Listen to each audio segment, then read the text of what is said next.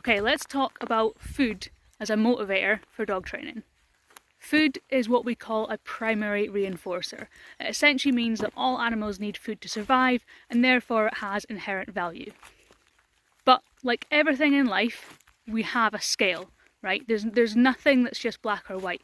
Some dogs have an incredible amount of natural motivation and drive for food, and some dogs are on the other side of the scale that have lower value and motivation for food. So most dogs are going to be in the middle, between the middle and the motivated for food side of the scale. The dogs on the other side, the first thing as a dog trainer that I'd be looking at is that a natural lower motivation for food, or is there something else going on? So one of the things we might look at is the environment too stressful, so negative stress. So the dog needs to feel safe, and in order to feel safe they have to use other parts of their body, and the digestive system is not one of those parts.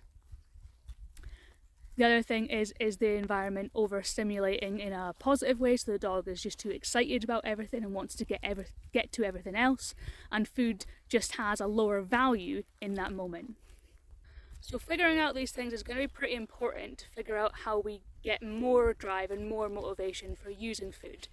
Now obviously there's loads of other reinforcers we can use in dog training, it doesn't just have to be food. However, food is a really easy one to be able to get a lot of quick successions for training. It's also quite a good way to assess if the dog is in a good emotional state, if they're able to eat.